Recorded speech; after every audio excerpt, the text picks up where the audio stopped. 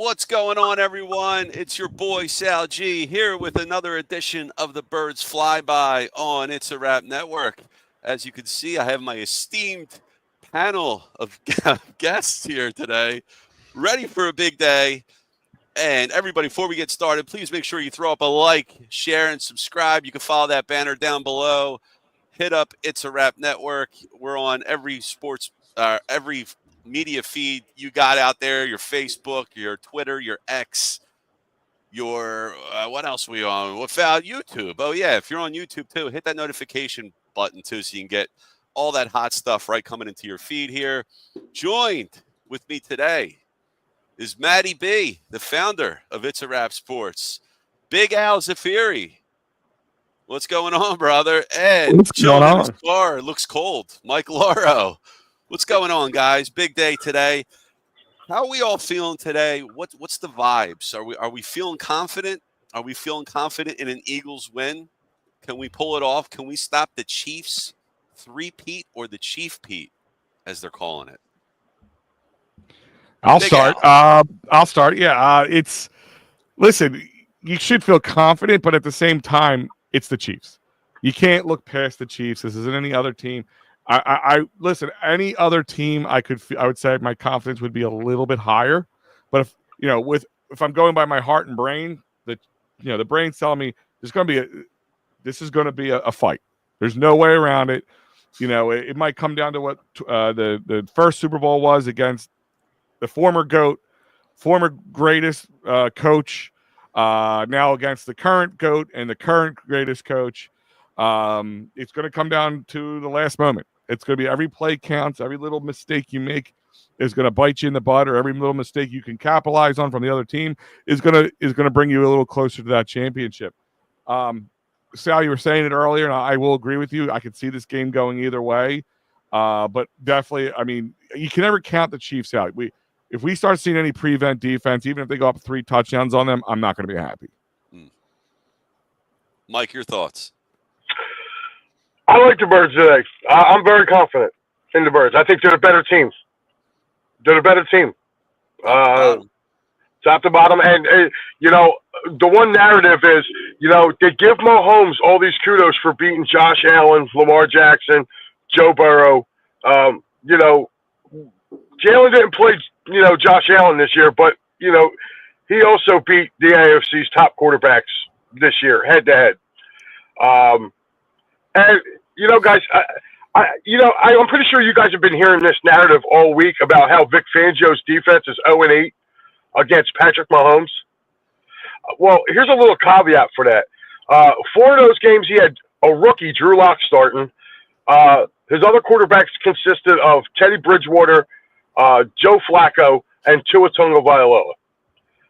Now, one stat you guys probably didn't hear was Pat Mahomes against the rest of the NFL is, when he's inside the red zone, is operating at 67%, except when he plays Vic Fangio. He's operating at 37% against Vic Fangio's defenses inside the 20. So there's been a lot of narratives this week, just not all of the it's been a positive spin towards the Chiefs this week. I feel like the Eagles have been greatly disrespected this week. If you go back and look, every national pundit is picking the Chiefs. I've seen so many flip-flops. I feel like I've been watching flounders out of water this week. I mean, some of them went with the Eagles, then all of a sudden they change back and they go with the Chiefs. Guys, I'm sorry. I'm looking at this game, and if you're looking at them lined up, position by position, really the only position on the field where the Chiefs have really the advantage is at tight end and quarterback. That's it. And I'm not going to say this here. Yeah, Jalen is probably looked at as a game manager. I know Matty's got his thoughts about Jalen. But, when he's went head-to-head with Mahomes, he's outplayed Mahomes. Both times he's went head-to-head with him. The only time he didn't go head-to-head with him was his rookie year. Mahomes got the better of him in that game. Other than that, the last 2 times, Jalen's answered the bell against Pat Mahomes. Now, it didn't. It came in one meaningless regular season win, and, of course, we lost in the Super Bowl. So I feel very confident. I don't see the Chiefs stopping Saquon Barkley in this Eagles running game today. Nobody's been able to stop it, and I don't think the Chiefs are going to be able to.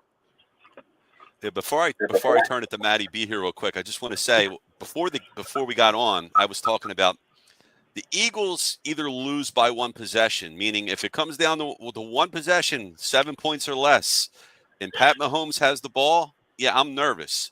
But I can also see this game going the other way where the Eagles win by double-digit points and potentially blow out the Chiefs. I don't think that's unheard of. Matty B, your thoughts? Oh, my thoughts. Yes, my thoughts. My thoughts are simply this. Here on the It's a Wrap Sports Network, a creation from my own mind and a creation from my own heart, I like to believe we are an even-keeled group here. So there is no homerism on this network. Now, at least not by me. I, of course, won't tell anybody what to say or think. They have their own minds.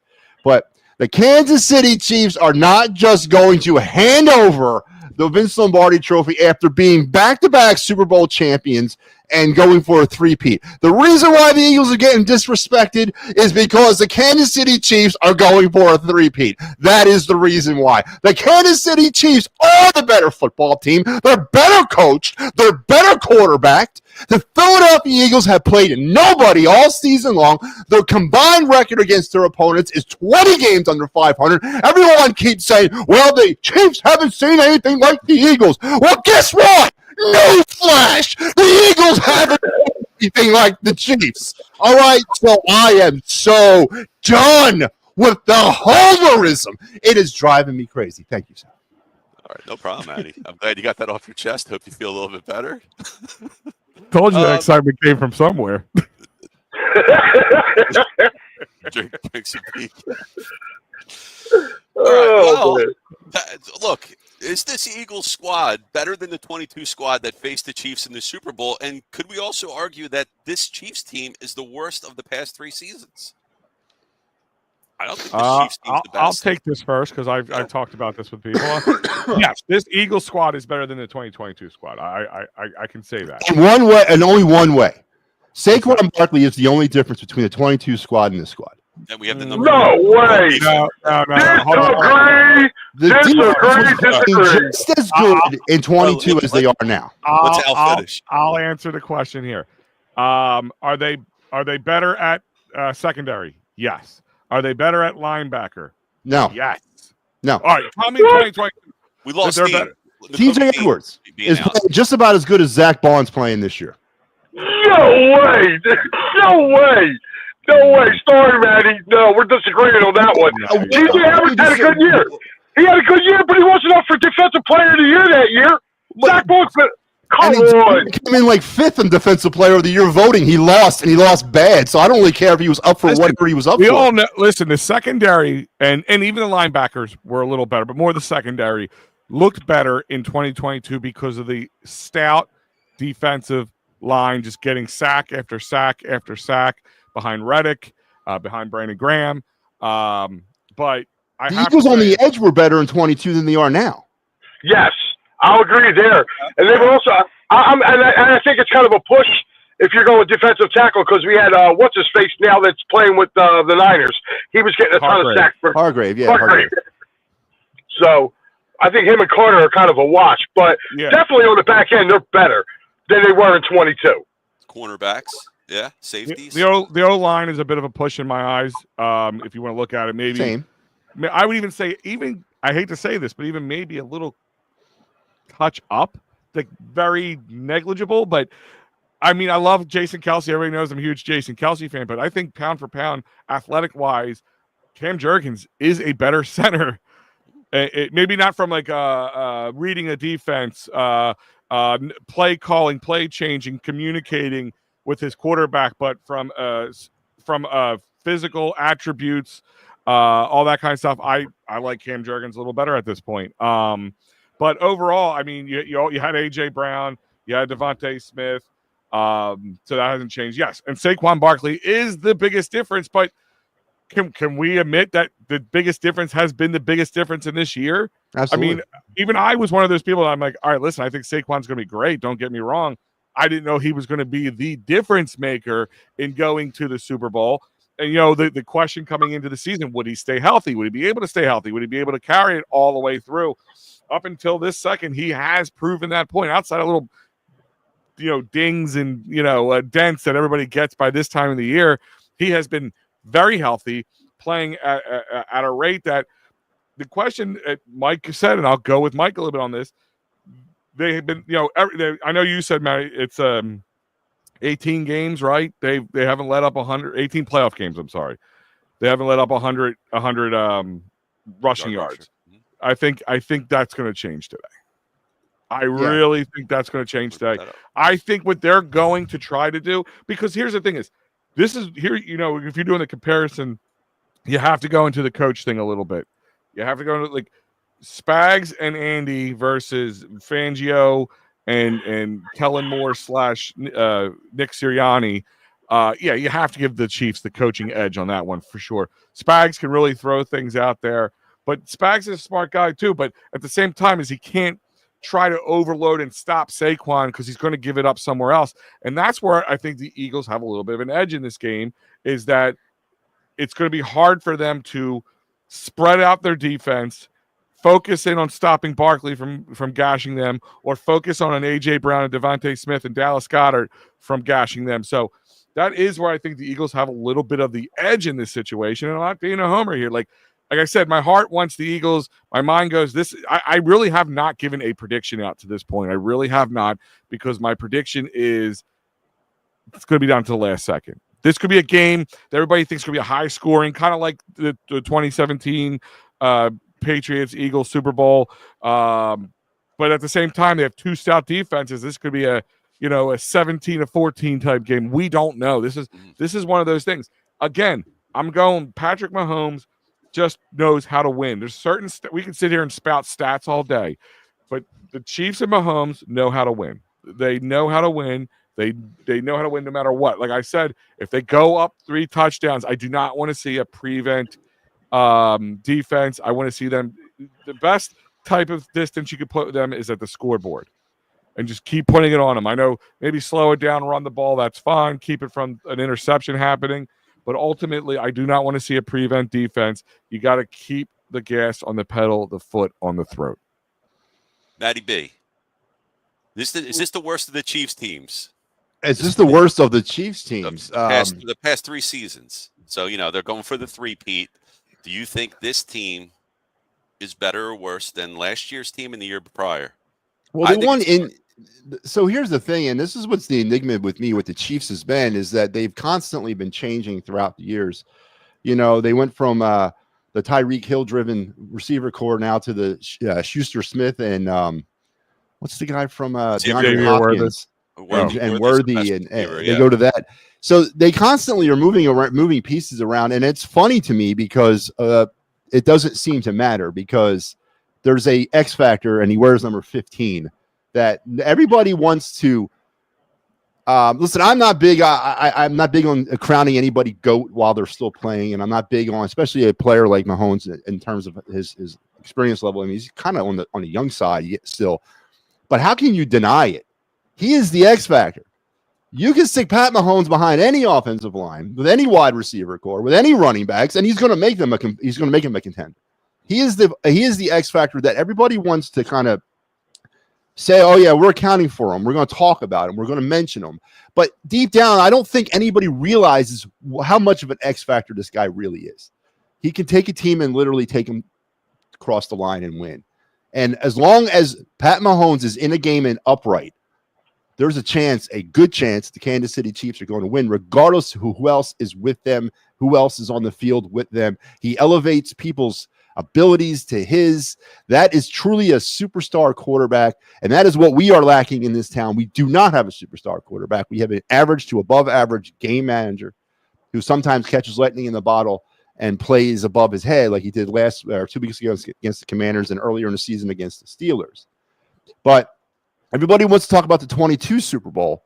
There's another thing that's not existing in that game that doesn't exist in this game that existed in that game, was the play of Jalen Hurts. Jalen Hurts was coming off a phenomenal 2022. That is not the same quarterback that we're going to see step on the field today.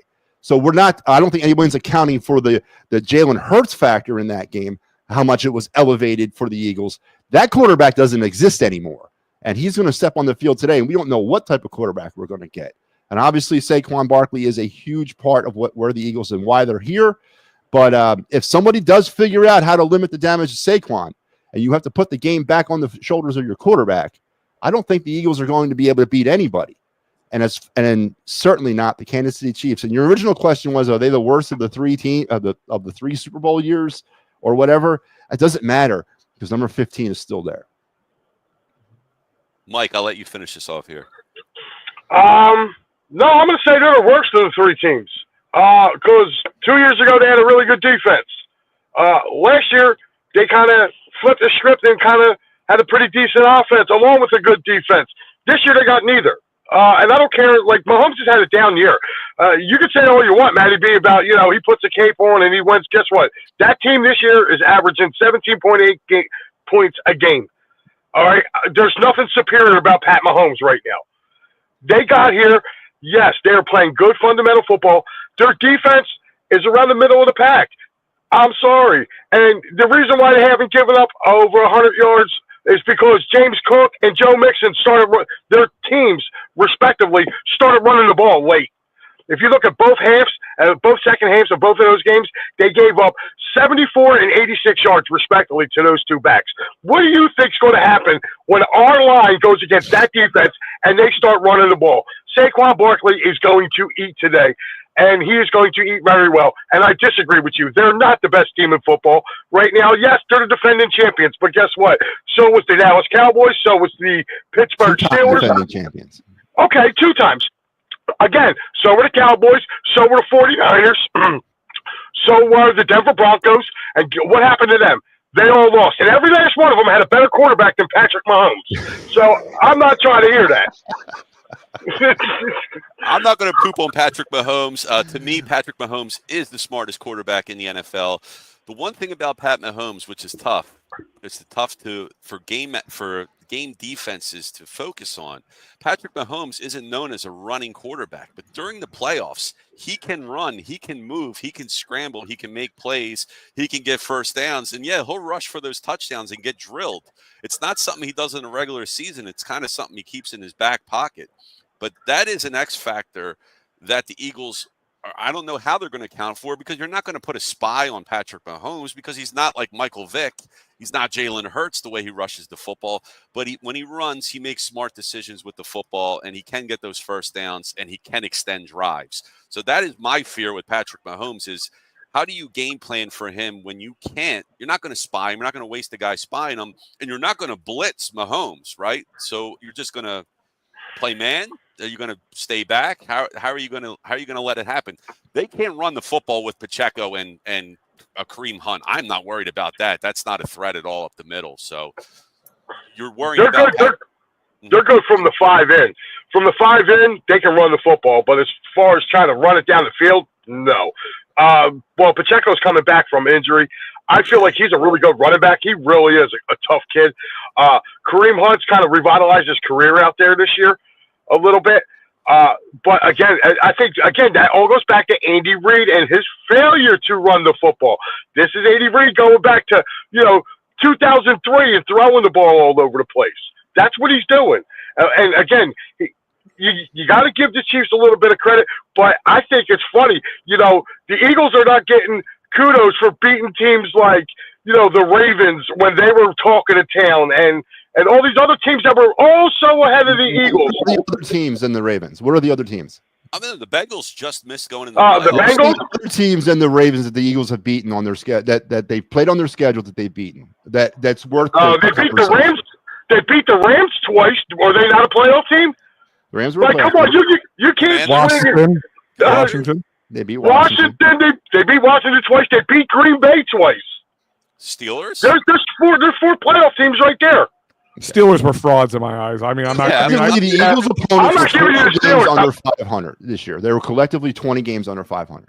Their schedule. That was what their That's collective coming off records of a year ago, Matty. That's coming off of their records last year. You want to give numbers? Let's give numbers. The Chiefs' collective schedule from 2024 was 2 games under 500, so they didn't play a juggernaut schedule either.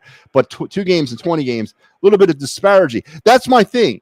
I'm not discrediting what the Eagles have done, and I'm certainly not going to discredit what Saquon Barkley has done. But I'm also not going to elevate what they've done. They played well. They've been tested, really. Have they really been tested this year? Yeah, they have. Against who? Tell me who. Tampa laid a beating on them. Did you not watch that Tampa game? Tampa laid a beating on them. And Tampa, again, another playoff team. They lost the Tampa game, right? They lost that Tampa game. Right, all right. They're not going to win them all. But, I mean, you're sitting there saying that they didn't play nobody. I just named you 5 teams that were in the playoffs. So are you putting those 5 teams that you named, with the exception of the Ravens, because I'll give you the Ravens, you're going to give me 4 teams. Are you going to put them in Buffalo Bills status? Are you going to put them in Baltimore Ravens? You're going to put them in the status of the AFC teams that the Kansas City Chiefs had to run through to get to the Super Bowl? Or are you trying to? There's 4 teams in the whole AFC. Wait. There's 4 teams. Who do they run through? They went through the Bills, who seem to shit the bed against the Chiefs all the time. Who was the team they played before that? The Texans. Houston Texans. I mean, Houston Texans were a good team. Right, but we all knew they were. You can equate Houston to Green Bay. You can equate Green Bay and Houston to LA. You can equate those teams together. My point is that's what's making. If you look at this whole season in the NFL, like in a global look, there's a very there's a huge drastic difference from top tier team to next level. There really Absolutely. is. There was a lot. The parity in this league was ridiculous this year. It was terrible, actually. Teams either just were like take the Saints. Everybody thought beginning of the year the Saints were just going to be this juggernaut team. The bed, like big time. The Falcons. Look how great they were going to be. Again, there's a lot of teams that just didn't pan out. So the discussion that you're both having, I get it, and you both can easily make your points, but my point is you're getting the 2 best teams in the NFL going up against each other in the Super Bowl right now. Absolutely. That is what you're getting. There's no ifs, ands, or buts about it. Yep. Neither team were gifted this. Neither team had an easier path than the other as far as I disagree with that, but I agree with your first point. That these are the 2 best teams in the NFL playing each other right now. Like I said, we're going to agree to disagree on that one, Matty, because there's no way you could sit there and look and say that the Chiefs had a harder time when their only tough game that they played was against Buffalo. Okay, and Houston. Come on, dude, are you serious? There's always 3 good teams in the whole AFC, and I'm being dead serious. And I don't even though I brought up Cincinnati was a failure this year. And if you're looking at really, it's basically Kansas City, Buffalo, and Baltimore. That's it. Everybody else is playing catch-up in the AFC. And, the Eagles played one of the top teams.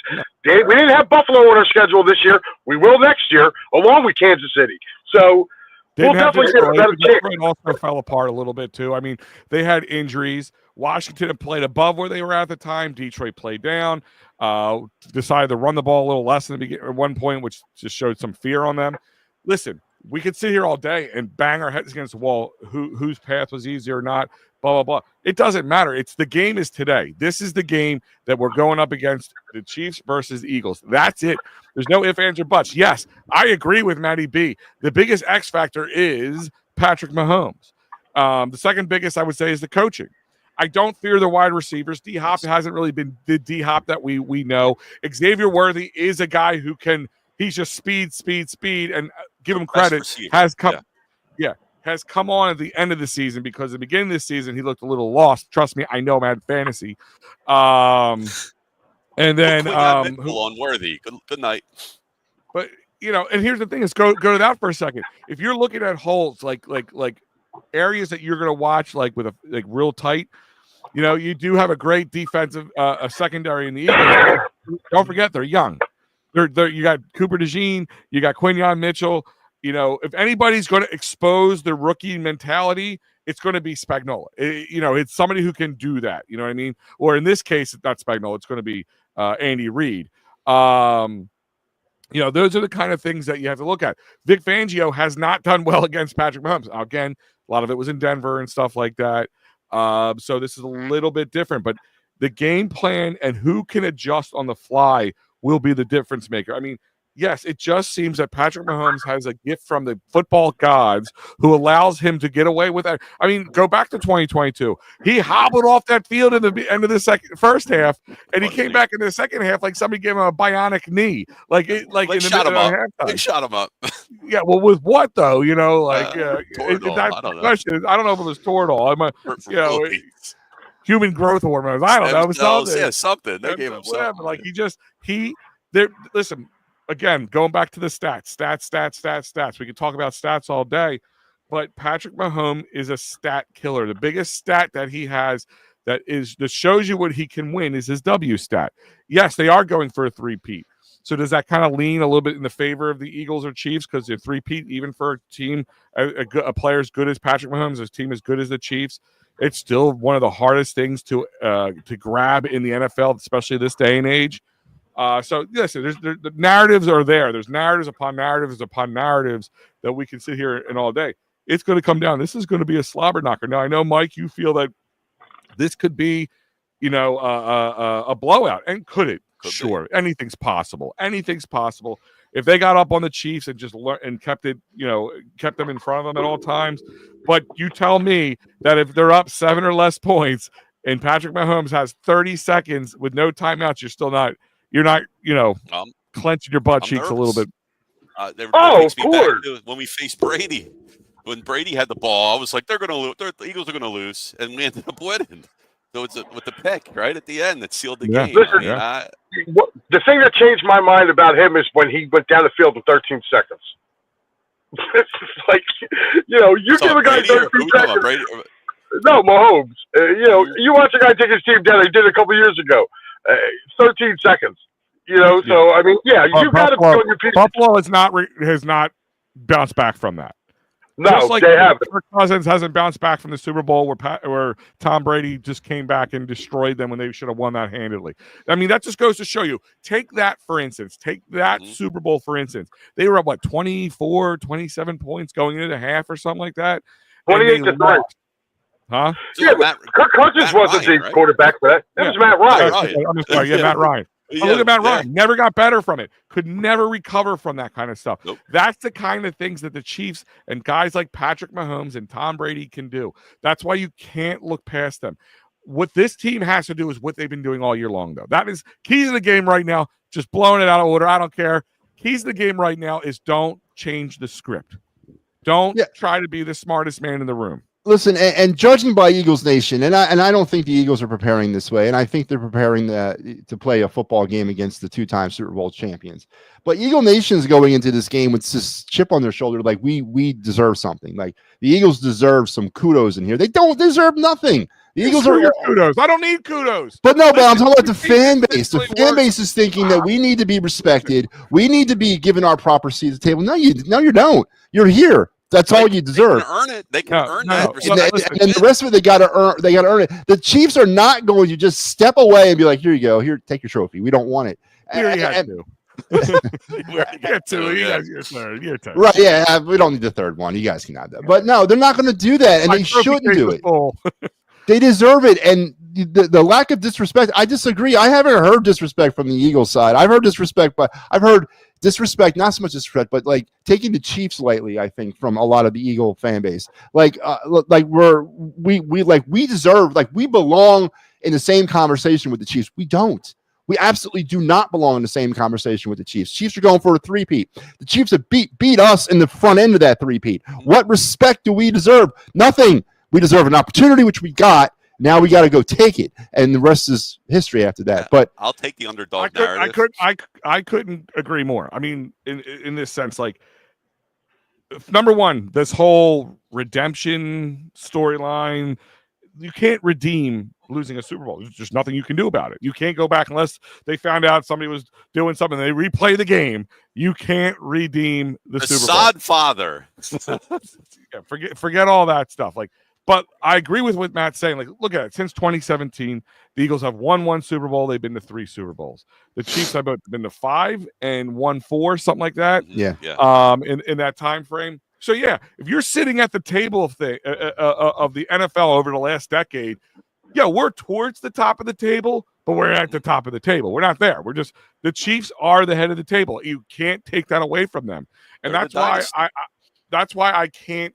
I have yet to subscribe that this game is going to be a blowout until it's over. I'll subscribe then. When it happens, I'll subscribe all day.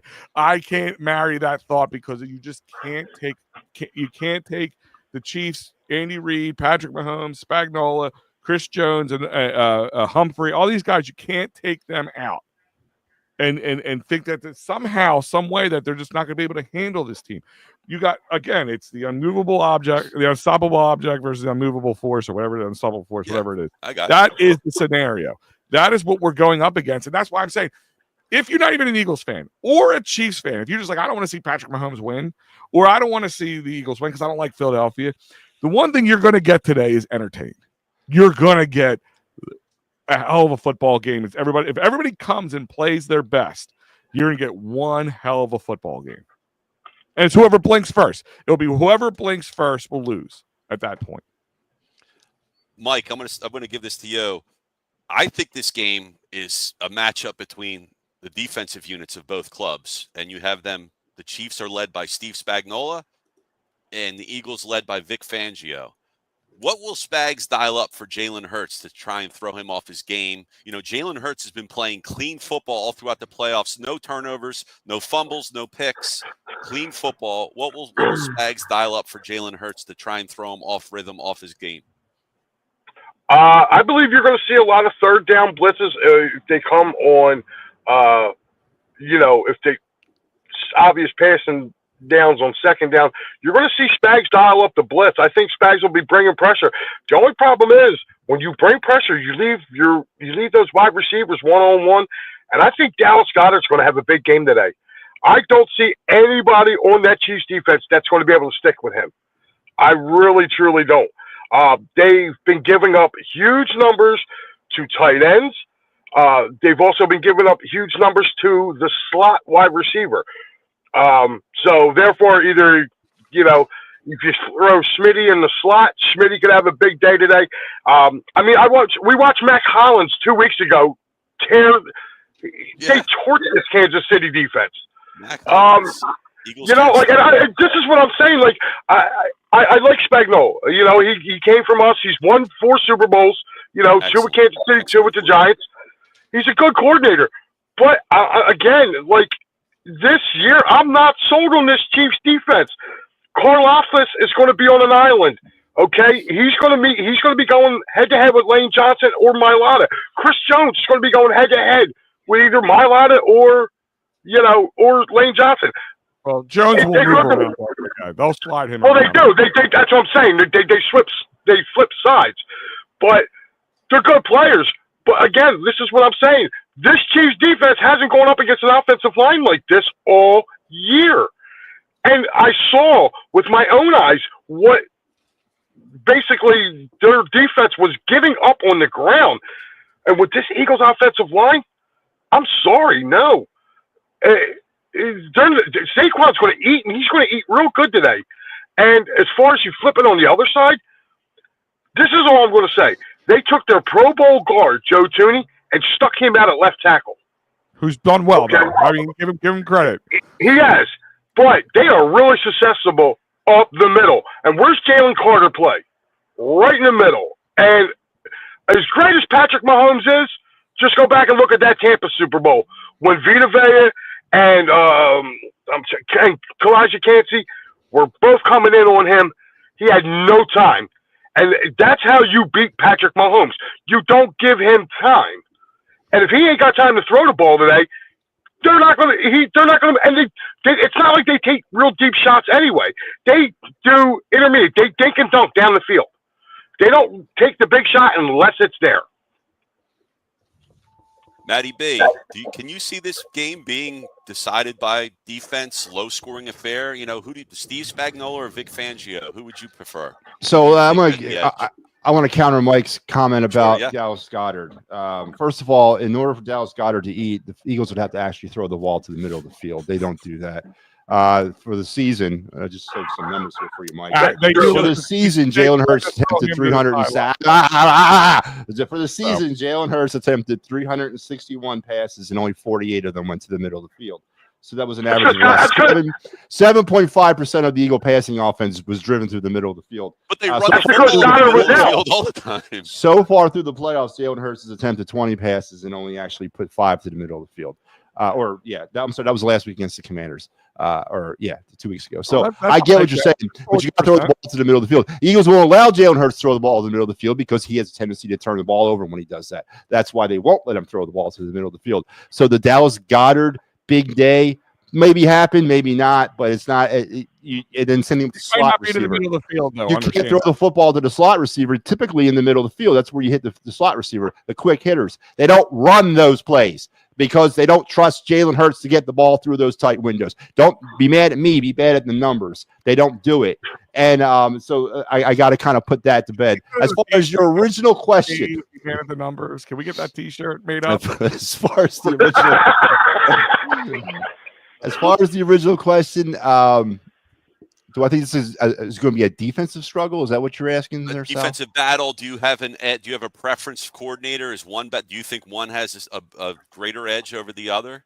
So, I think that when you look at the Eagle front four right now, it's more of a hybrid because what has been one of the Eagle problems and inconsistencies, not a problem, but one of their defensive inconsistencies has been the edge and getting pressure off the edge. And I think you do have to generate pressure off the edge against Pat Mahomes. You got to contain him. You got to hurt him into the middle of the field. You can't let him go around that edge. And I think that's going to be a big thing, whether or not they go with Brandon Graham, who's been activated for this game, or if Nolan Smith continues his ascension into relevancy. The Eagle front, the Eagle attack up front is, to me, a really interesting situation in this game on how it might unfold and how it might develop. Chiefs incorporate more of a traditional front four, more of a traditional pass blitzing or pass rushing type of style. I disagree. I think it's going to be an offensive struggle. I think it's back and forth. I think a lot of points are scored, and as Al said, it's going to come down to Pat Mahomes gets that ball with about a minute to go, and then we're going to be like, uh-oh. But no, I don't see defense dominating the day at all today. The one thing is also, don't forget, and this is kind of like a story that's been out there, but it's kind of been underlined, under the other stories, is I don't know if it was the flu or some sort of sickness Jalen Carter was dealing with. So the question is, remember, Jalen Carter, give him credit, because remember one thing we saw over the last couple of years, and even 2022, not 2022, that was Jordan Davis, I think, one of them. But those guys would hit a wall. Like, we saw them hit a wall last year too. Like, they were just, he's been playing like 95% of the snaps, which, give him credit, he's been in the game. I mean, he sealed the game for us a couple times in the playoffs. I mean, Jalen Carter has had won us a playoff game, I guess, against the Rams was the biggest one I could think of. So is he not just healthy enough? He might be healthy. Is he strong enough? Is he got the energy to play all 4 quarters? Do we see a little extra from Jordan Davis in here? Do they just clog up that middle, let the big boys eat? Or is it going to be Josh Sweat, who's probably going to make some bank this year? Remember, you got some guys who might be playing their last game as an Eagle. Milton Williams, and, possibly. And like, don't tell me that. All Roseman, possibly.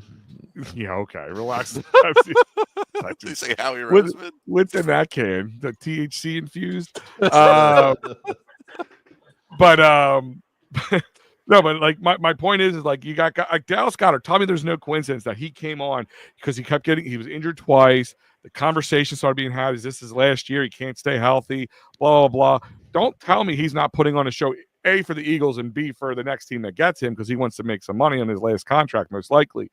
So you get things like that to play factors in here too. So my thing is, hopefully Jalen Carter has enough juice, enough gas in the tank to play all 4 quarters at the highest level, because that's the point here in the Super Bowl. You leave nothing on the field. There is no way tomorrow. There's a tomorrow. It does not happen.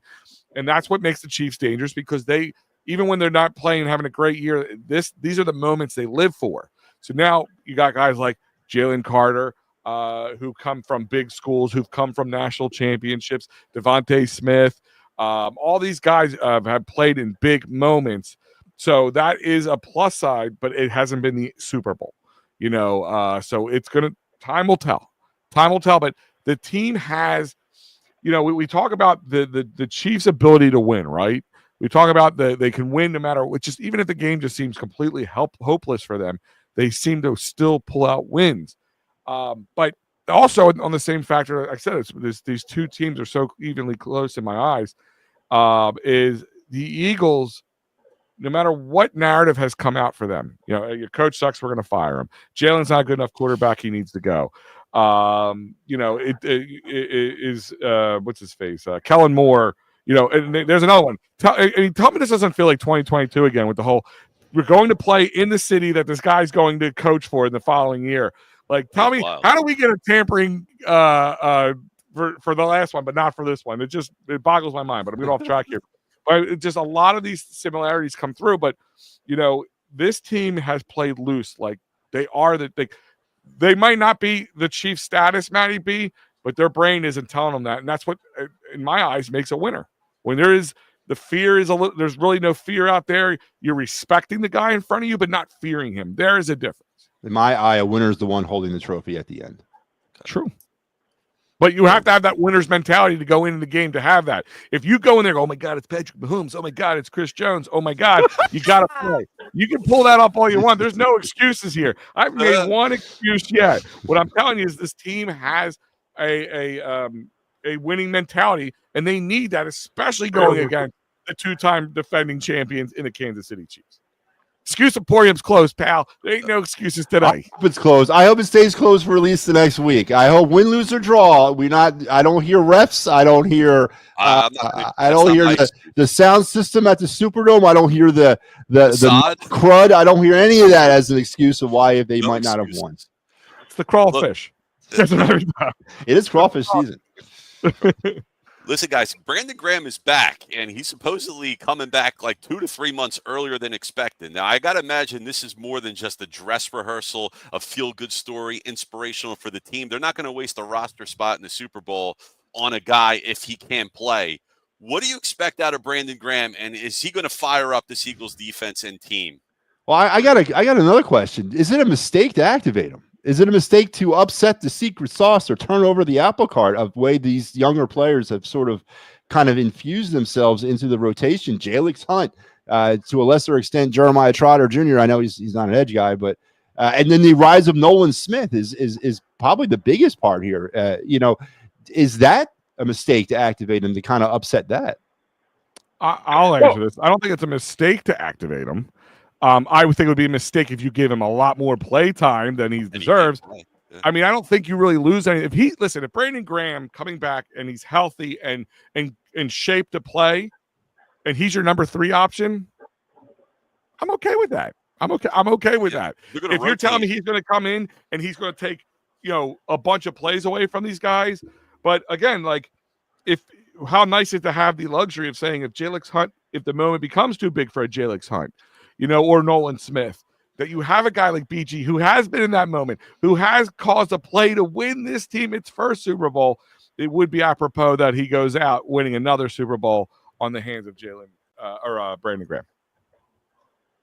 Go ahead, Mike. Your thoughts? I think it'll be more of a morale lift for the guys, him being back. But I'm a little. I'm actually kind of agreeing with Maddie here. To take the place, I feel like Jalix Hunt has played his butt off. If you want to replace a guy like Bryce Huff, who gives you absolutely nothing, then yeah, I can see you switching, Brandon out for him. But yeah, I definitely don't want to, Mr. Safiri making making an appearance. What is Dawn's take on Brandon Graham? She's gone. She ran. She's like, wait, you're live? Steve checking in. Saying, I'm sorry, Mike. I didn't mean to. Go ahead. Go ahead, buddy. Steve Fuentes checking in. What's going on? Steve says 10 play max for Graham, especially on early downs. Don't need him out there for key third down plays.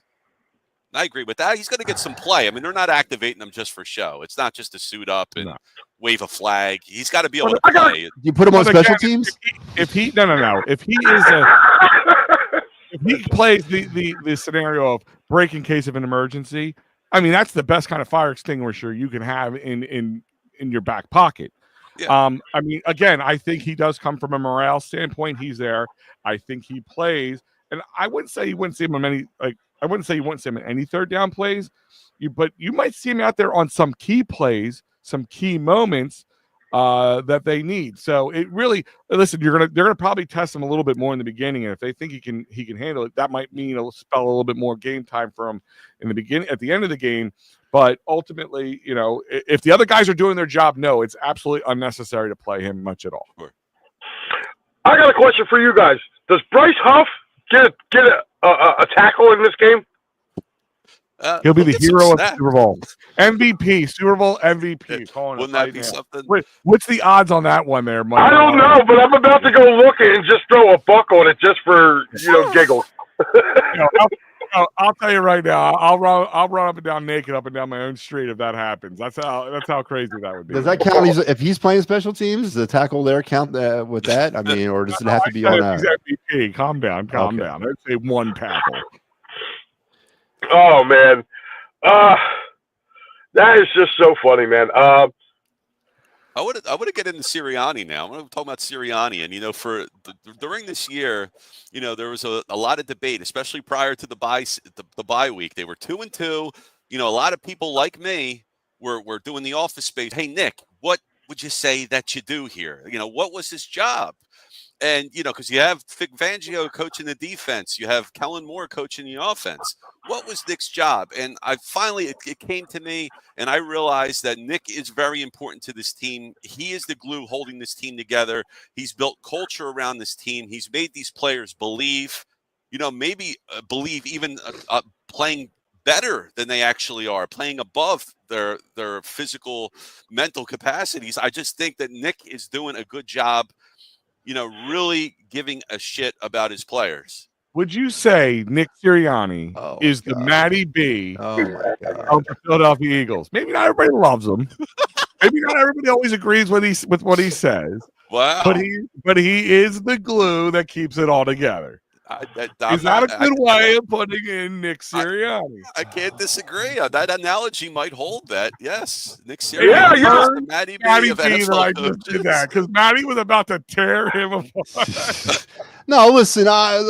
What in the hell are you talking about? The glue that holds it all together. He is the cultural center.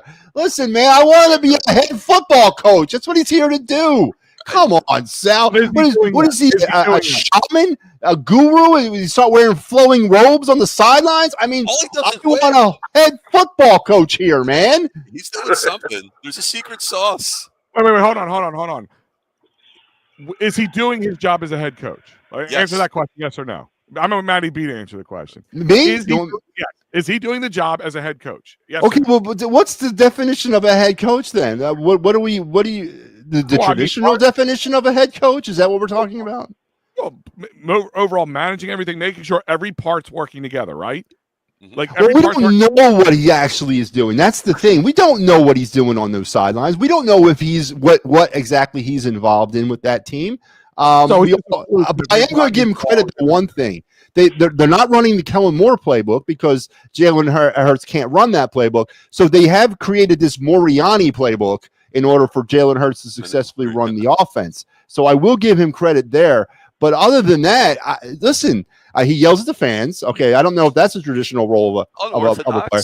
He apparently gets told to go away by his defensive line coach when he wants to address one of his defensive players on the sideline for having an emotional outburst. So apparently the position coaches have more authority than the head coach here. So again, I don't know exactly what he does on the sideline. And yes, to sit here and say that he is good God, he's one of the X factors that could cause this whole thing to blow up for the Eagles. Honestly, he absolutely is. He's not a good head coach. He's nowhere near in the light of Andy Reid. It's actually disrespectful if I was Andy Reid looking across the sideline and seeing that buffoon on the other side. It's disrespectful if I'm Andy Reid. Yeah, Nick Sirianni's a clown show. He's all those things rolled up into one. Maybe he should bring his kids out on the sideline for the game tonight. That would be a new one right there for your head coach. Oh, he hasn't He's a done that. clown with heart, big heart. He cries during the. Wait, hold on. anthem. All those things you just mentioned. When was the last time he's done any of that?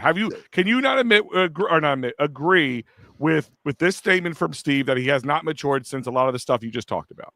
Nick has matured a lot since yelling at the fans earlier this season. I will say that.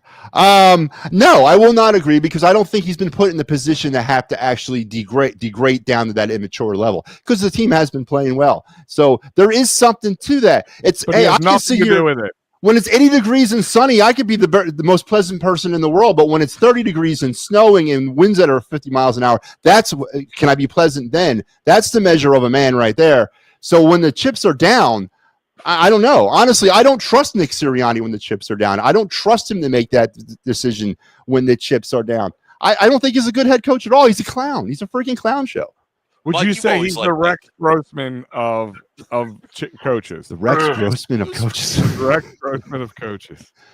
Nah, it's a disrespect to Rex Grossman, man. I am not a big Nick Sirianni guy, and honestly, really, honestly, that might be the one thing that keeps the Eagles away from the Super Bowl. All right. I guess somebody got to speak up for him, so I guess I will. The dude's got the best winning percentage of What's his any record first-year head coach. in the Super Bowl? What's his record in the Got Super there Bowl? twice in 3 What's his record years. in the Super Bowl? 0-1. Oh, I just what? What's his postseason record? He's 5-3. All right, he's 5-3 in the postseason. He's 0-1 in the Super Bowl. He can be 100-0 in the regular season. It doesn't matter to me. It matters to me when you win Super Bowls, when you win championships. And Nick Sirianni has not done that. I'm sorry. And when did Andy Reid become such a great head coach? When he left and went to Kansas City. When he went to Kansas Did City. you forget about the 1-4 he was here in NFC Absolutely title not. game? Absolutely Did you? not. I'm pretty sure you wanted him running out of town too. Like, come on with the Andy Reid love. All of a sudden, that dude's marginal at best. He choked away 4 different friggin' games. 4 different times we should have been in the Super Bowl. But no, Andy Reid decided he couldn't he had to throw the ball to unnamed wide receivers. Ring a bell? Like, come on, I'm tired of the Andy Reid love. He's a moron too. And guess what? You can call Sirianni a moron, but after tonight, he'll be a moron with a Super Bowl. Okay? It's a lot of speculation, but he hasn't done it yet. That's just it. He hasn't proven it yet. Okay, We can speculate all we want. He hasn't done it He's been here yet. 4 man. years. Hold on. He's been here 4 years in the Super Bowl twice. And Like, give me a break, Super Bowl dude. appearances. I don't care how many times he's been. How many times has he won it? No, but let me ask you this You question. gotta get there to win it. Absolutely. I will ask it in this form. Matty B, going back in time, they fired Doug Peterson. We don't Yes. know who They anybody should is. have fired Howie Roseman too. The Matty B. Oh, of here we go with today- that dumbass take. Yeah. Of Matty Keep doing that because he keeps proving you wrong, Matty. If Matty B gets in a DeLorean and punches it to 88 miles per hour and goes back in time to tell the Matty B of that time, says, listen, all I can tell you is the next head coach over the next 4 years is going to be 48 and 20, and he's going to be in the playoffs every year. And How many times two did he of win the those- Super Bowl? 2 of those years he's going to hit the Super Bowl, and that's all I can tell you. And I'm out of here. And that Matty B gets back in the DeLorean and heads back.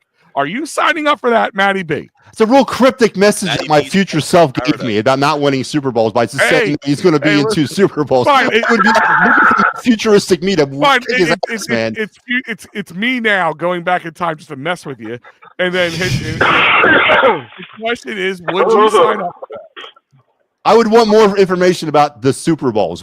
Tell me what you mean they've been to the Super Bowl. What does that mean? Would you They sign won up for Super that Bowl. now? It all matters. Listen, 24 hours from now, I could be singing a whole different tune. 24 hours from now, everything that I've said for the last 5 years could mean absolutely nothing. 100%. And I understand that, and I hope that that's the case. But guess what? 24 hours from now, all the stuff that I've said could actually hold a lot more weight. And that I know scares the living crap out of a lot of Eagle fans, is that not only would I be right, which you can't have, but the Eagles would also be in a situation now where they have a head coach that's gone to 2 Super Bowls and lost. They've had a starting quarterback that's gone to 2 Super Bowls and lost. And now what is the way ahead on that? What will be the way ahead, the forward? How do we move forward with that type of team? And I got it. That's in the future, and we'll cross that bridge if we get there, and I hope we don't. But to sit here and say that Nick Sirianni conjures images of of coaching competency other than if you're inside that locker room is ridiculous because of what he's put himself out there as, what he has done, what he has shown the public to be his own type of persona as a coach.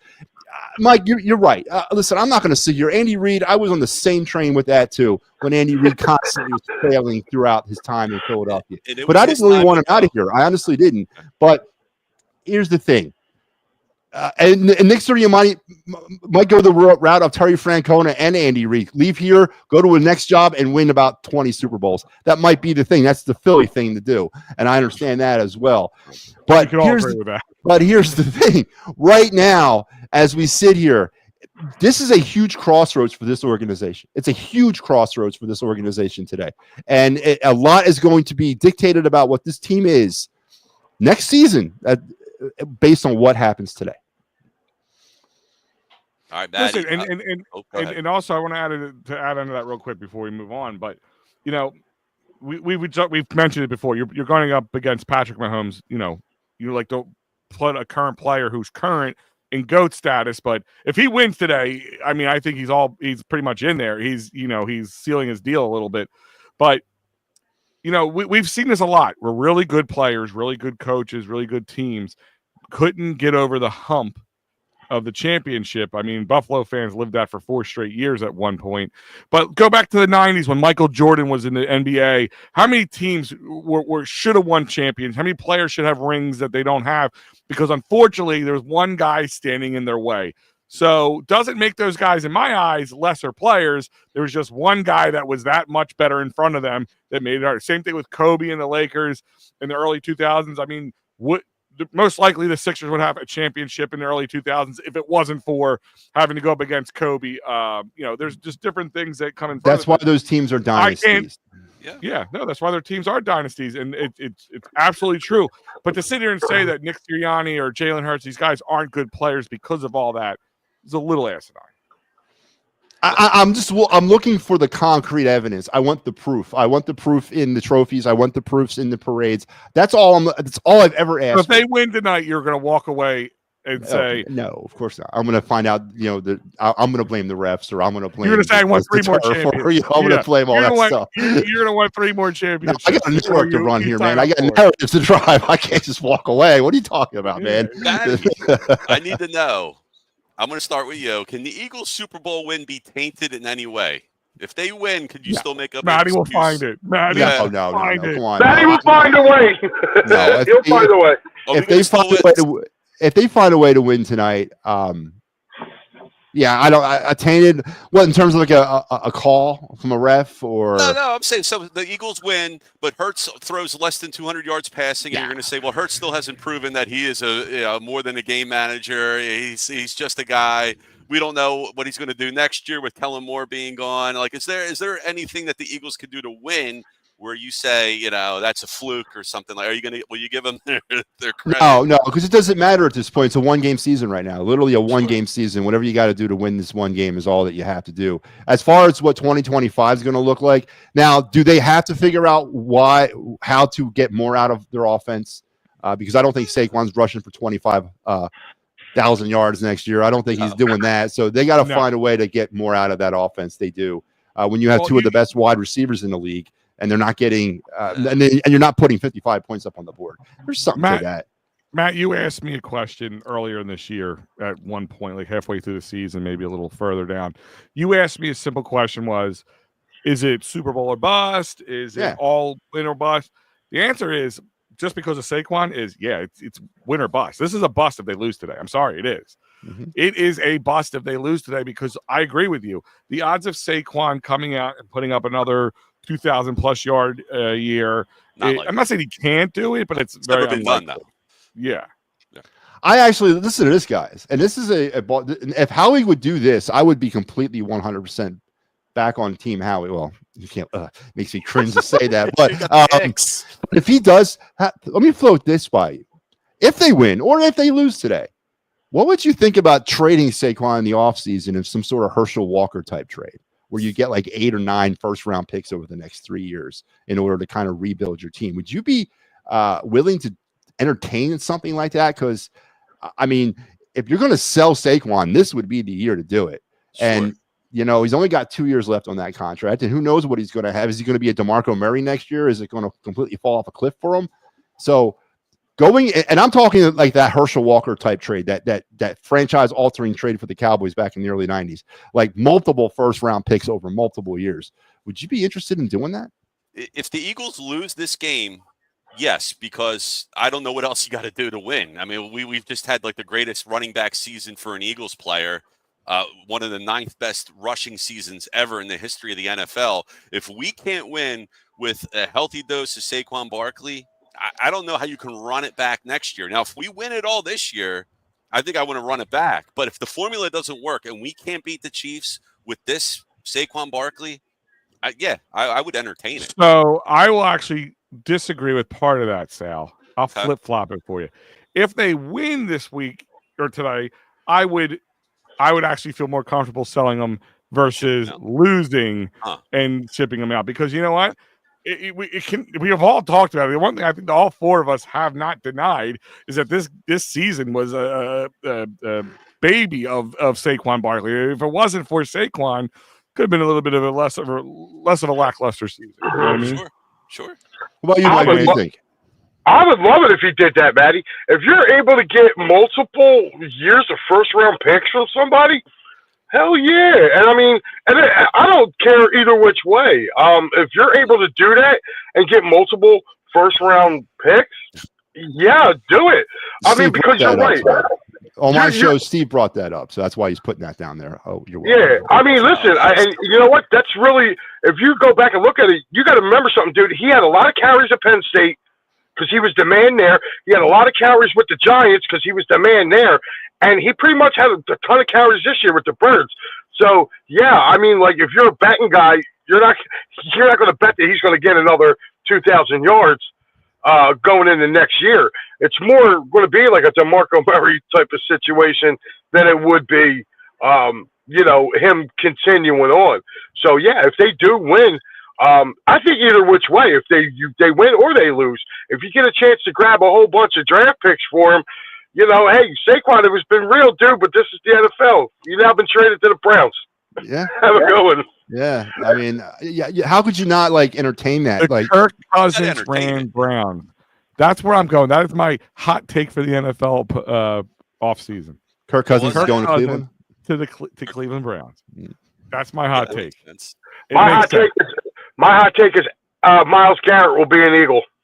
Ooh. Or Max Crosby. I'll take either one. I think I might want. I don't think they trade Max Crosby unless they get some sort of huge return that the Eagles wouldn't be willing to pay. My hot take is Frank Reich's the next offensive coordinator. Yes, I can agree with that too. I think he's in town waiting. So they won't. He's already figured out apartment. They're going to bring another Merc in. Right? They're not. I don't think after last year. I don't think they're going to just promote somebody who hasn't had. No, they're not bringing in. They're not making the quarterbacks coach the offensive coordinator. No. All right, I'm fine with that. Yeah, I don't want to lose Vic though. That's the one thing. I don't think he's going anywhere. So, how do the Chiefs stop Saquon on his birthday today? February 9th is his birthday. It's also Cooper DeJean's birthday. I'm going to throw this out here to you guys. Saquon Barkley's jersey number is 26. Cooper DeJean's jersey number is 33. They're both birthday boys. You add that up, it gives you 59. This is Super Bowl 59. Huh? What? Eagles win. Eagles win, baby.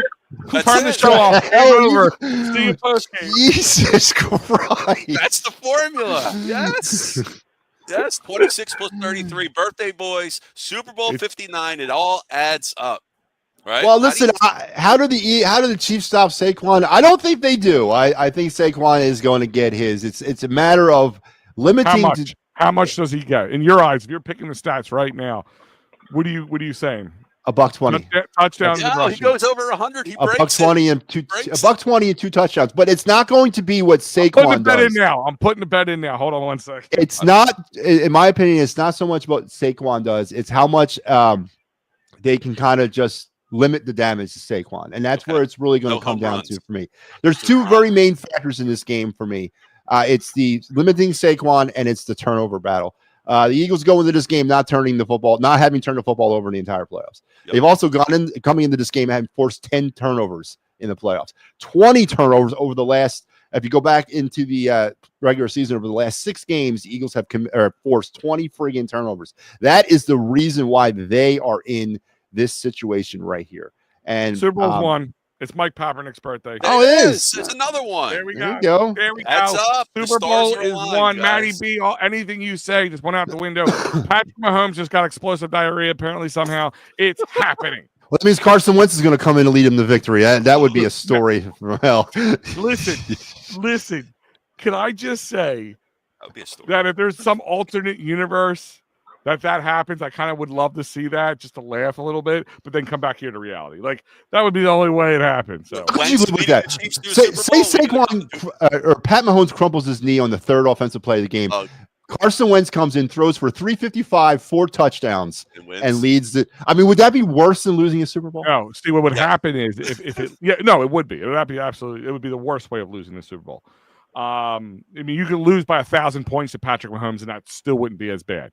No, but like the only thing that would happen is like at the last play when he gets a chance to come back in, Darren Sproles will come Tanya Harding him and call it a day. Like it'd just be the end of it. That would be terrible, man. That would be watching Carson I told Wentz you, we lead the could lose Chiefs by to victory. 1,000 points. They could just keep beating us up and just get completely manhandled, and that still wouldn't be as bad as losing to Carson Wentz by a point. That'd be terrible, man. I would have I so don't much hate fun with that. Carson I would have By the so way, much fun with I that. don't hate Carson Wentz because it's going to be it's not said enough. This Eagles do not have a Super Bowl if it's not for Carson Wentz's play in the regular season. But he might not have won the Super Bowl if he was. He might not have. It's if and buts, candies and nuts, all that stuff. It is.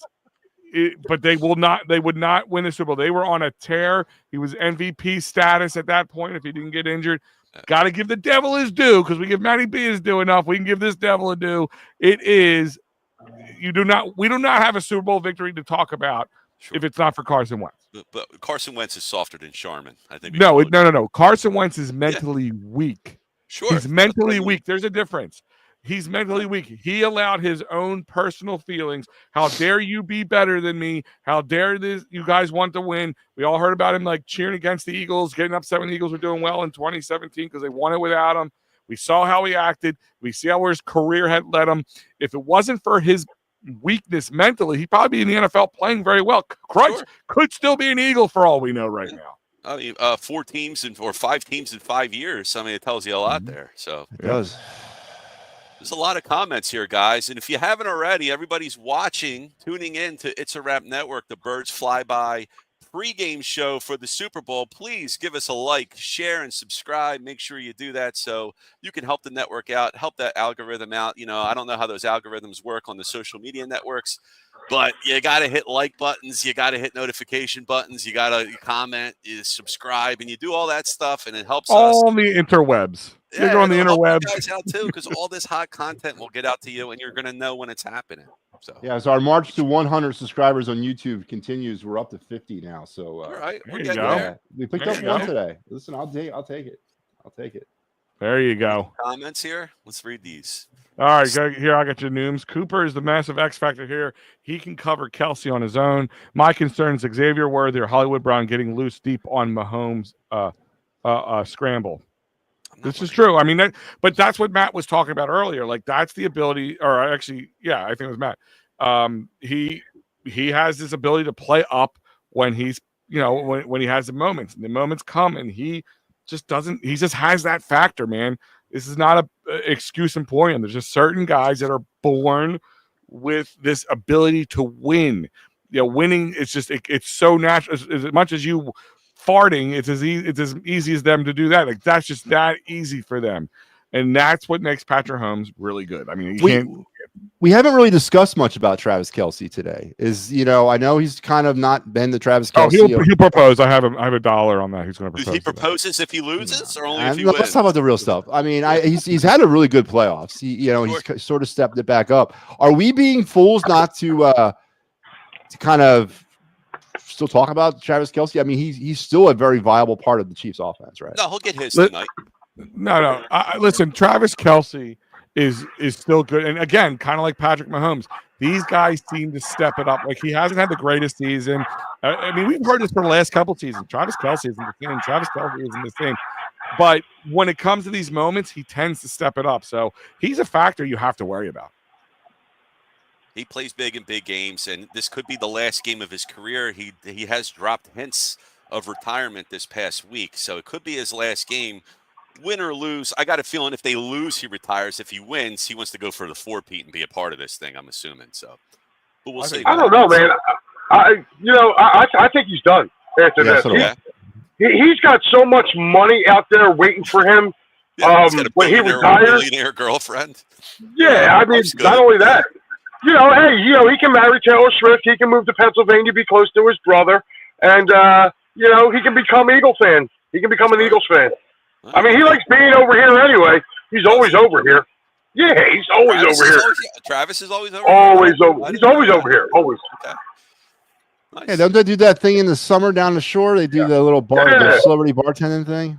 Yeah, he's always in Philly, man. He's always here. So he Kelce's a lot. I mean, he hangs out in Sea Isle with Jason. Yeah, does he? Okay. I always see Jason in Sea Isle and Jason tending bar, but I've never seen Travis doing that. Listen, he's in Kansas City. He's not jumping over for Sea Isle all the time. But if he's retired, it might be a little bit of a.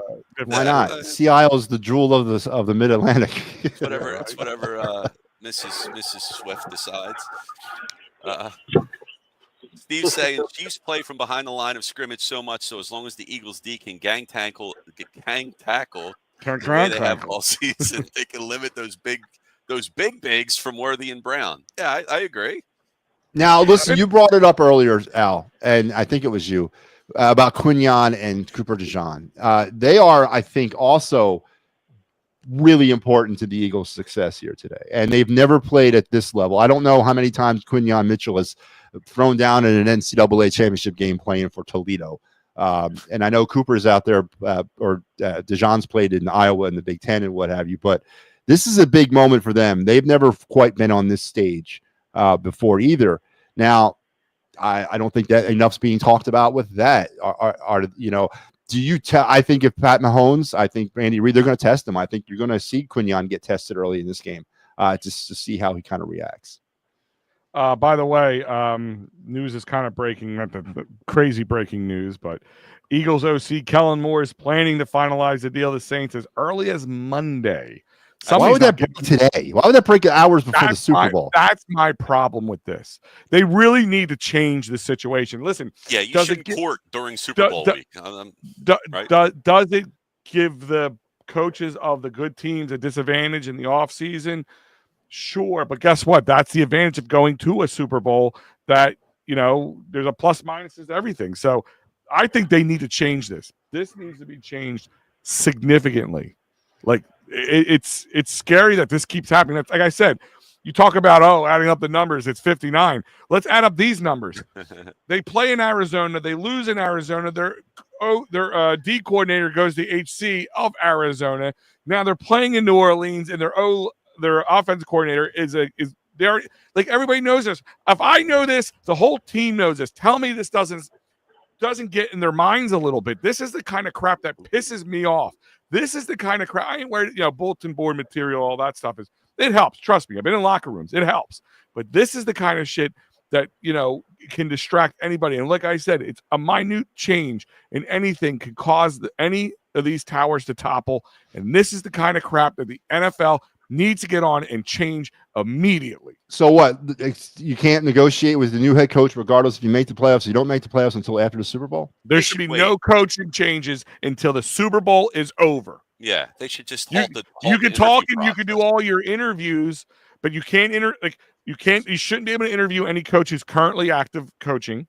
You should, and if they're not active coaching, start doing your interviews, and then you can do your interviews, and no coaching changes should be made or changed until at least a week after the Super Bowl. That way, it's fair. So Kellen Moore could have got a couple under his belt, wouldn't have to worry about this, and it solves the problem. What's wrong with that? Does the coaching news get everybody all tingly during this playoff run? No, nobody wants to hear that crap. I don't care. Even if the Eagles fire their coach and do it in the midst of January, I don't care at this point. That means nothing for me. They need to change it. It's an atrocity. It's an atrocity of the sport. It causes a problem that is unwarranted. So now, really, if you're looking at this now going forward, now you're looking at Jalen Hurts getting what is it? OC number 8 in the last 8 years. Hasn't bothered him. Yeah, I mean, like, this is crazy, man. He had the last 3 years in college, and then his first 5 years in the NFL. Like, I mean, this is crazy, man. You know, I kind of like the idea, though, what Maddie said about them bringing back Frank Reich. One, he's Sirianni's pal. Two, you know, he was here before, and he ran a really good, you know, he was a really good OC. Listen, if you get the most out of Carson Wentz, you must be doing something right. Listen, I like just the fact, and Nick Foles, I was just about to say that. Like, he redesigned the offense for Nick Foles. So, you know, to me, I'm looking at it. It's going to happen.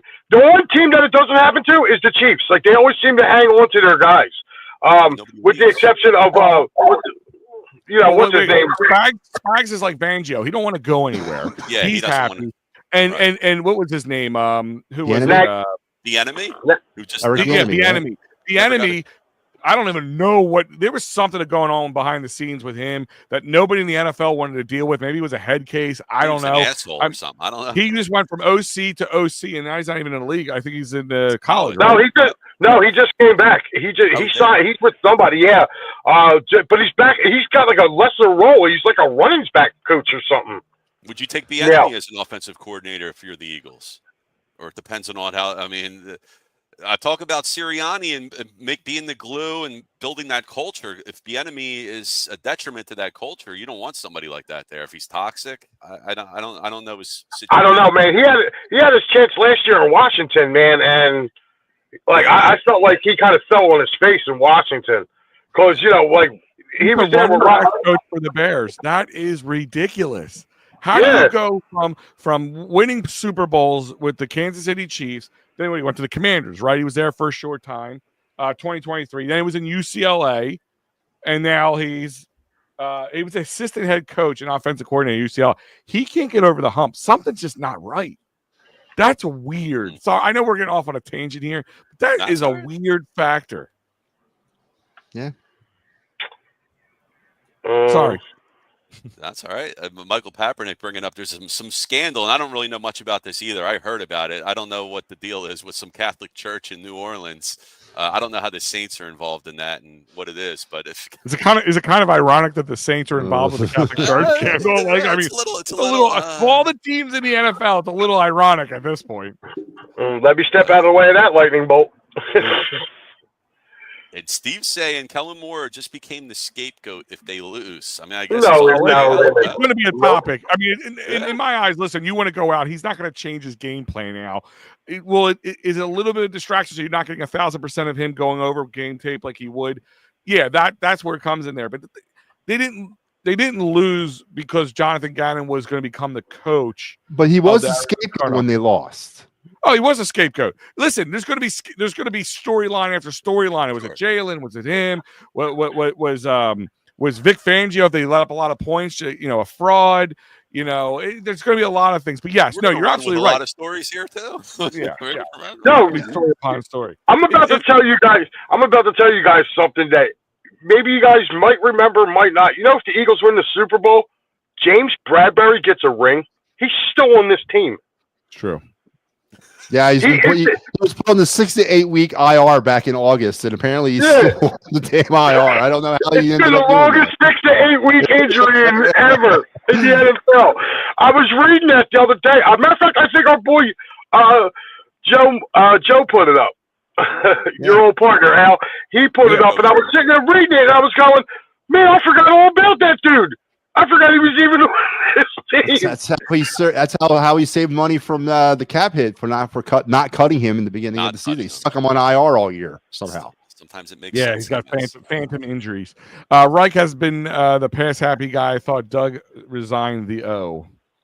Re-signed the O. That means No, it was Reich and Doug did that.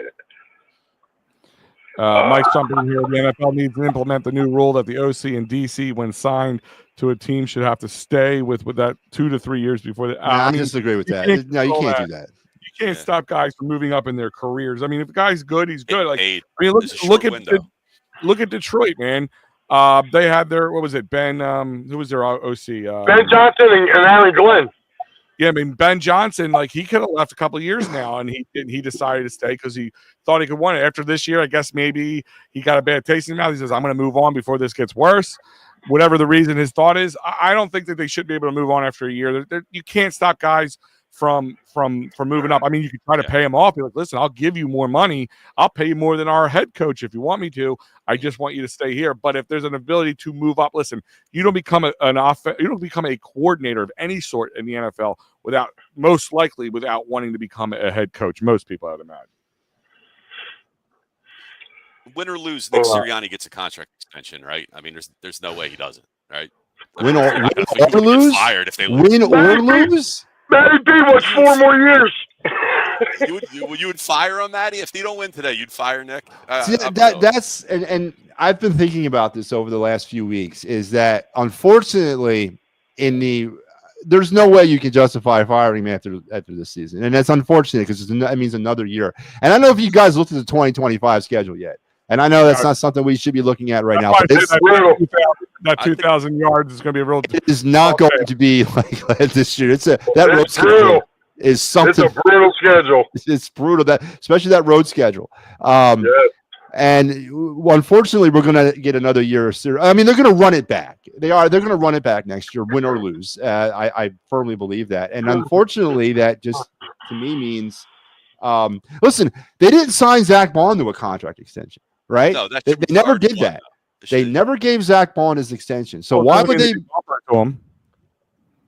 Right, but he never signed it. Or if you're Zach Bond at this point, like if they didn't sign, I'm going free agency now. See what I'm going to make. Like at this point, he knows this is going to be his big payday. So hell yeah, he's going to do that. Same thing with Milt Williams. He's probably gone. They're not going to be able to afford him, and I would love to keep Milt Williams on this team. There's a lot of players. Josh Sweat. I mean, he banked on himself too. He got a new what's it called? Agent. He got the big guy. What's his name? Rosenhaus. That's the guy. That's the guy you want when you want big money. He got cut from us, took a pay cut to come back, bet on himself, and has been a beast ever since. So God bless him. He's going to get paid, and he's probably going to be. It won't be here. They're not going to. My point is, they're not going to fire Sirianni. They're not going to do anything. They're not going to do anything this year, and it's unfortunate because next year, again, I know I'm putting it too far ahead. We shouldn't because it's a whole 9 months from now, and it's a whole other world. But there's no guarantee you're going to get back here. There's none of that. It's a guarantee, and that schedule is bad. So I just think that we're going to set ourselves up for another year of my same tired narrative of constantly driving this thing home. So no, it's unfortunate. And I don't know, Mike. What do you think? Does Sirianni deserve a contract extension, win or lose today? No. Wow. I mean, no. What's left on the contract right now? Hold on, I gotta look this up. I think you guys know. He'll be a lame duck going into next year, and you don't. That's what I'm saying. Yeah. If he's a lame duck, he's getting a contract extension. Right. You don't want him to go into next year with no contract. I think. Well, Dave Dombrowski seems to think that's okay. Dombrowski. Yeah, Sirianni. It's okay. He's the lowest paid NFL head coach, by the way, but he'll get a bonus, I'm sure. So it's $7 million a year. He signed a 5-year deal, $35 million deal in January 2020. So it's set to expire in 2025. So yeah, he's going to get at least a 2-year contract extension. You can't not do that. You can't send him as a lame duck this year. You can't, unless they just feel, if they do that, they're telegraphing me the fact that Nick Sirianni, they don't believe, like Matty B does, wasn't the key factor in this. And then everything we said was wrong and Matty was right. I hate saying those words, but that's what that would telegraph to me. But it's a possibility. You never know. All right. Steve's saying, I had a dream. The back of the Daily News said, no sweat. Eagles sack Mahomes 5 times in a 40-20 Super Bowl thrashing. That's close to Mike's prediction score. I'm off from work tomorrow, and if I see that, there's gonna be a lot of weird things behind closed doors. Put it that way. I'm not off tomorrow, so I don't know what I'm gonna do. But yeah. Dude, if they lose, I'm going to be depressed. If they win, I'm going to be super excited when it celebrates. So there's no way I'm going to work. So you're not going to be able to sleep. Yeah, I wish I took off. Couldn't sleep last night, like Christmas morning. Mike hasn't slept in over 20. Mike hasn't slept in probably 48 hours here, so you need some rest. Yeah, listen, you get a lot of sleep when you die. I imagine you're going to sleep before the game, right, Mike? Yeah, Mike. I'm going to take a little power nap. Actually, I'm actually going to be making some I guess little hors d'oeuvres for the house or whatever. Where's the door? Hors d'oeuvres. For the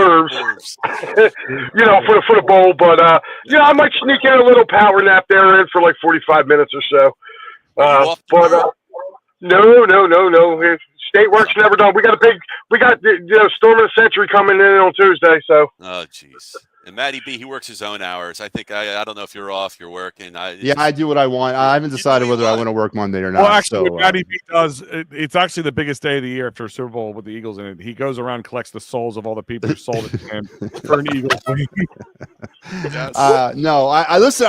We are going, and don't forget, we'll be back here post game for instant reaction to the Super Bowl, win or lose or draw. But yeah. I'll be on. Are you guys all coming back on? I thought Al might be. I'll be back because I'm not doing my show tonight. I'm not doing my show tonight, so I'll be back. I'll be back. I don't know if you might want me. If they win, you may not want me on. It'd just be a lot of screaming, yelling, and just. All right. I'll make an appearance. All right, Mike, you're gonna come on. Unfortunately, I'll probably be passed out, but I will have to take a rain check. But I will watch you guys. In spirit. At least stay up to watch the game. I'm gonna try. I got a pot of coffee. I got a couple pots of coffee on, so I'm good. Get some rest. All right, let's see. Another comment here. Has Maddie gotten a nebulizer treatment for the lungs yet? I mean, let me tell you what, man. You guys can. I don't know what this is. I got sick about 2 weeks ago, and it has been on my back for. I got 104 pneumonia. 104.8 temperature at one point, and I'm better. I'm better now, but I still all I want to do is sleep, and it's all. Did you have a stomach issue with it in the beginning? I did, yes. All right, so this bug must be going around. My wife had it. My younger son Mikey, who's popped his head in the background a few times, has had it. It started off with just like vomiting for a whole night, then stomach issues, and they got a little better, and then like days later it became and the flu-like stuff settles in after that. Yeah. Yep. It must be whatever's going around. Oh yeah, no, I know it's whatever's going around. It's called the bird flu. It's a bird flu. Terrible, man. It was. So we've all shit the bed here. Let's hope the Eagles don't shit the bed tonight in their matchup against the Kansas City Chiefs. I'm just hoping Jalen Carter is healthy. That's my biggest worry. Like, I'm not worried about any other injury, any other knee, any other whatever. It's Jalen Carter has the energy to play. That is the last game. They're all going to play. They're all going to be hyped up. Adrenaline. They'll feel like shit tomorrow, but they'll play it out tonight. I got to work on my FanDuel picks now. I got to answer your question, guys. Are we doing predictions? Final predictions here? No, I'm not. No, you're not. Nope. None. Nope. I'll give you a prediction. I got nothing for you. I got a final prediction. All right, go ahead, Matty. Well, no, are we at that point yet? I mean, are we wrapping it up, Sal? I think we're about to wrap up. We're going an hour and a half here. We can keep going if you guys want. We got the people drive the conversation there. That's right. Well, I was checking. I might have to peace out then. If you guys want to keep going, go right ahead. But it's up to you, Sal. You make the decision. It's your show. Let's say we'll wrap it up. I got game predictions here. My game prediction: Eagles 24, Chiefs 21. It's a lot of defense going on. I'm going last, so go ahead. Go ahead, Matt. I'll give you one. Pain. All right. No, but seriously, it's going to be painful one way for somebody or another. Like, I can't tell you this. This is a game. These are the game. Like, first part, let's be honest. Our predictions mean absolutely nothing. They mean nothing because it could be so wide away. Sure. Next year, being part of it, I want somebody to actually keep track of the predictions and see how widely off we are the mark because they mean nothing. I'm not my heart is saying the Eagles. My gut is saying it's going to come down to the last second. But to answer the question, yeah, I think the Eagles can win this game. I think they have the best opportunity of anybody to win this game in my eyes. Even a little.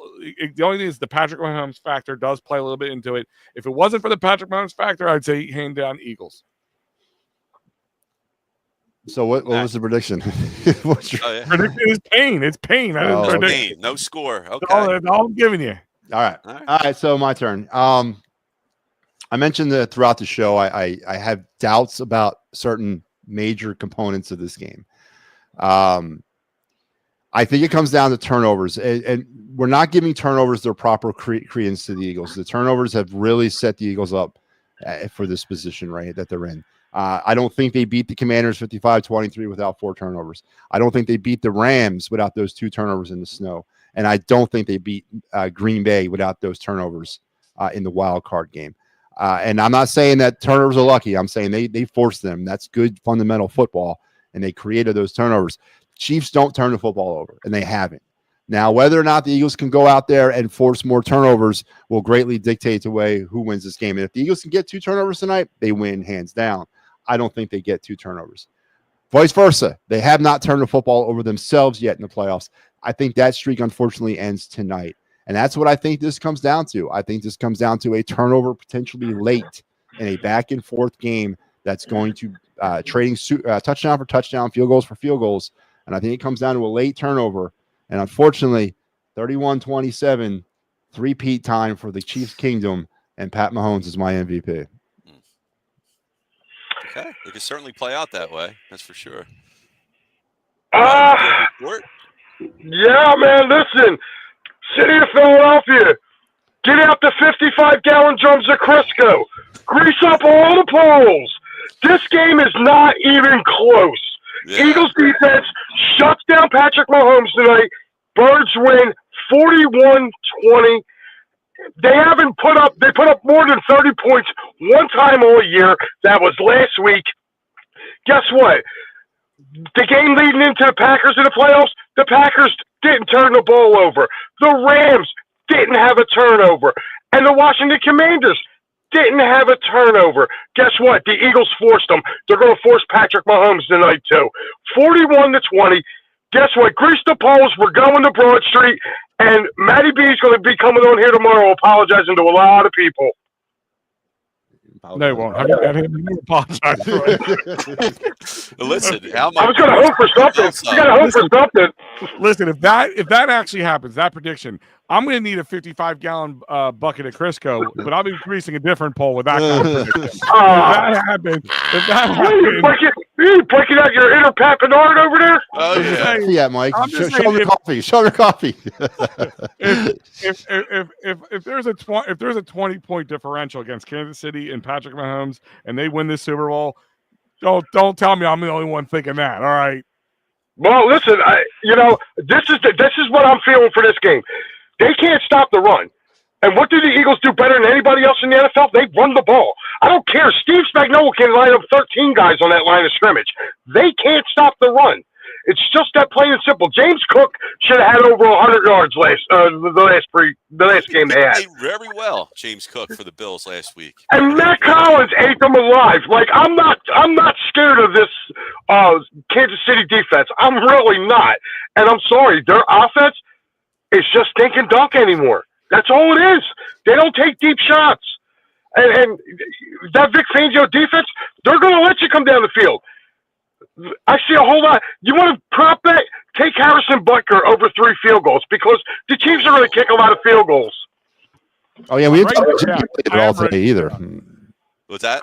We didn't talk about Jake Elliott either. So that's another fact.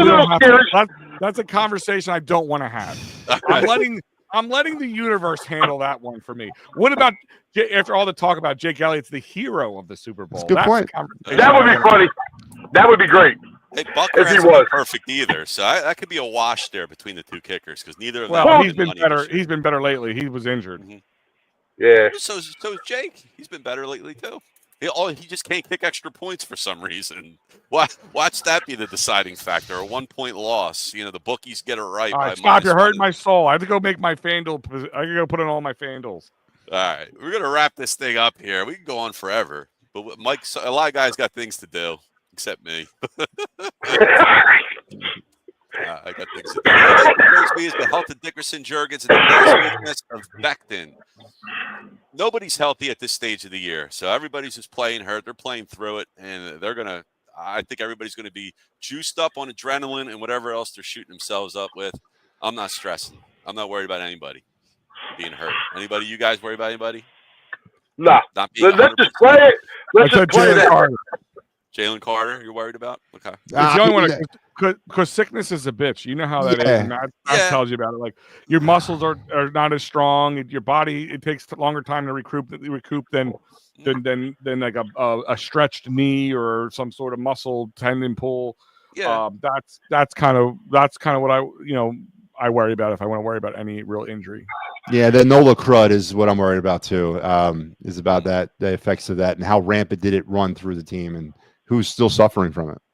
Yeah. We all remember Michael Jordan one time. He had 100+ fever, and he put up like 50 points in a playoff game, right? It was at the finals game. It can happen. You can end up playing better just because, your body's just using. Well, your body, it's the fight or flight situation. It's the, I got to play better and ends up, it wasn't as bad as he thought he was and ends up playing even better because Sure. he knows he has to and he has to turn it on the whole time. And again, that's that winner's mentality. That's your difference there. That's what makes the guys like them special. All right, guys. Let's wrap I gotta get out of here. But thank you for having me on. Be good. Talk to everybody. We're watching Birds Fly By on It's a Wrap, and we'll see you post-game show. Go Birds! Go